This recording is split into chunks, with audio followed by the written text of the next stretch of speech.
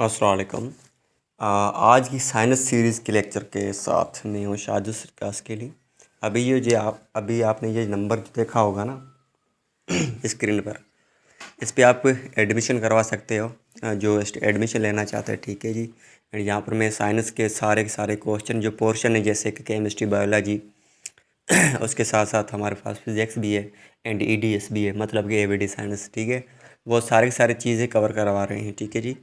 ये कम से कम 30 लेक्चर हो जाएंगे। ठीक है, या 30 से ज़्यादा भी हो सकते हैं। तो चलते हैं लेक्चर हम आज के लेक्चर के तरफ। तो हमारा फर्स्ट क्वेश्चन है 64। देखिए 64, देखिए all alkyls are but dash but all bases are not alkyls. यहाँ पर सुने। ठीक है, मैं ना हर चीज़ को स्लो स्लो इसलिए पढ़ रहा हूँ क्योंकि आप जो अब भी आपने टाइम दे रहे हो ना पढ़ाई को, तो आप उसको सही चंगी तरह या अच्छी तरह से समझिए। तो ये कह रहे हैं जो अल्किल्स जो भी है ना, वो सारे के सारे बेसिस हैं, बट जो सारे के सारे बेसिस वो अल्किल्स नहीं है। ये याद रखें, ठीक है ना। बहुत अच्छी पॉइंट है। उसके साथ नेक्स्ट क्वेश्चन है, when liquid is mixed with base.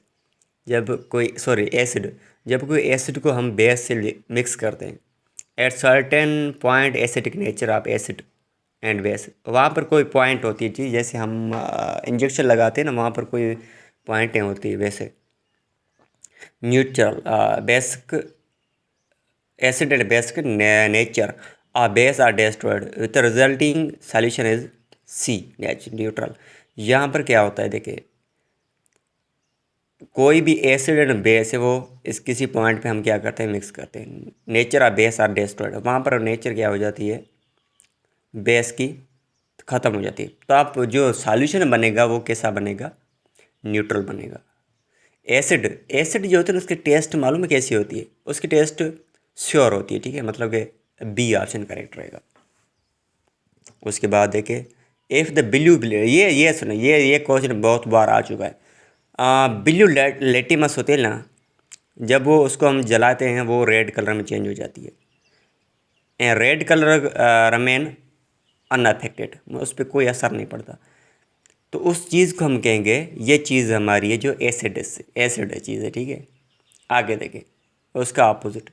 जब हम लेटमस पेपर है उसको हम जलाएं लेकिन वो बिल्लू में कन्वर्ट हो जाए, जब बिल्लू लेटमस है उसको भी अनअफेक्टेड हो, तो इस सबस्टेंस को हम कहेंगे ये बेस है। पीएच स्केल कहाँ से स्टार्ट होती है, कहाँ तक जाती है। ठीक है, ये पीएच स्केल आपने बहुत बार केमिस्ट्री में पढ़ी होगी। ये 1 से स्टार्ट होती है, 14 तक जाती है। जब पीएच नंबर स्मॉलर है तो एसिड क्या बनेगा, मोर एसिड होगा उसमें। याद रखिए ये पॉइंट है। ठीक है, आगे देखिए ग्रेटर द पीएच नंबर, जब पीएच का नंबर ग्रेटर है तो ज़्यादा क्या होगी, इसका ऑप्शन करेक्ट नहीं है, आप खुद चेक कर ले। ठीक है जी, अब चलते हैं आगे। एंड यहाँ पर कह रहा है if the pH is 7 the solution is C neutral. यहाँ पर कह रहा है किसी चीज़ का जो पीएच लेवल है ना वो 7 है। जैसे वाटर का पीएच क्या है, 7 है, तो पानी तेज़ाब नहीं कहेंगे पानी को, वो न्यूट्रल है। ठीक है, बेअसर है। आगे देखें the most accurate method for measuring pH. हम ये क्या क्या करें, जब पीएच को मालूम करना है, मियर करना है, तो हम क्या यूज़ करें, तो इसलिए है पीएच मीटर। ठीक है, पीएच मीटर एक इंस्ट्रूमेंट है, यहाँ पर पीएच मालूम किया जाता है। प्रेशर किस पर डिपेंड करता है, ये याद रखिए, ये फिजिक्स के क्वेश्चन है, फार्मूला भी है।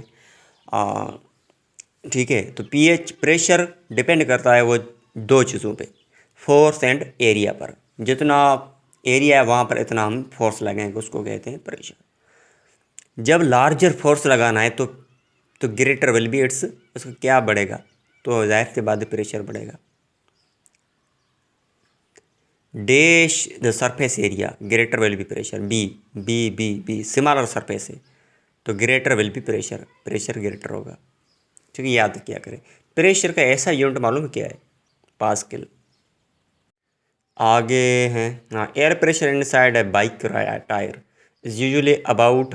यहाँ पर जो कह रहा है एयर प्रेशर होती है ना बाइक के टायर के अंदर, तो वो कितनी किलो पास्कल होती है, वो होती है 200 पास्कल ला आपने बहुत सुना होगा। ठीक है, ये आई थिंक 9th में भी है। ठीक है, ये स्टेट करता है when liquid is placed in a container, कोई लिक्विड हम कंटेनर में डाल देते हैं the pressure applied to the liquid, जब हम उस पर लिक्विड पर प्रेशर डालते हैं, फ्लूइड टू द फ्लूइड मतलब कोई फ्लूइड है, ठीक है, बाय द कंटेनर के जरिए, इस dash throughout the container, B option correct है, इक्वल रहेगा, ठीक है।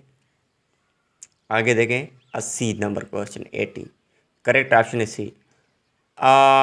हाइड्रोलिक्स मालूम है क्या? Hydraulics is the branch of science, ये साइंस की ब्रांच है, ये भी याद रखें, ठीक है। They deals with the practical applications, या ये किसके बारे में बताई गई है? Practical application of liquid in motion, जब मोशन में होते हैं ना उसके बारे में पढ़ाई की जाती है हाइड्रोलिक्स में। आगे हैं हाँ, यहाँ देखिए ये लिखा हुआ है न्यूमेटिक्स, ये एक साइंस एंड इंजीनियरिंग का एस्पेक्ट है, ठीक है। ये किसके बारे में कंसिडर करें? ये यूजिंग हम करते हैं एनर्जी इज कंप्रेस्ड, जब हम एनर्जी को क्या करते हैं? कंप्रेस्ड करते हैं। एनर्जी कंप्रेस्ड में होती है क्या? किस सूरत में? गैस की सूरत में। It make to move a work, क्यों करते हैं? क्योंकि उसको हम वर्क में मतलब फंक्शनेबल करें। आगे देखिए 82 क्वेश्चन है dash D option, atmospheric pressure. ये एटमॉस्फेरिक प्रेशर मालूम है क्या है? The force per unit area, या इसको डी डेफिनेशन है, ठीक है।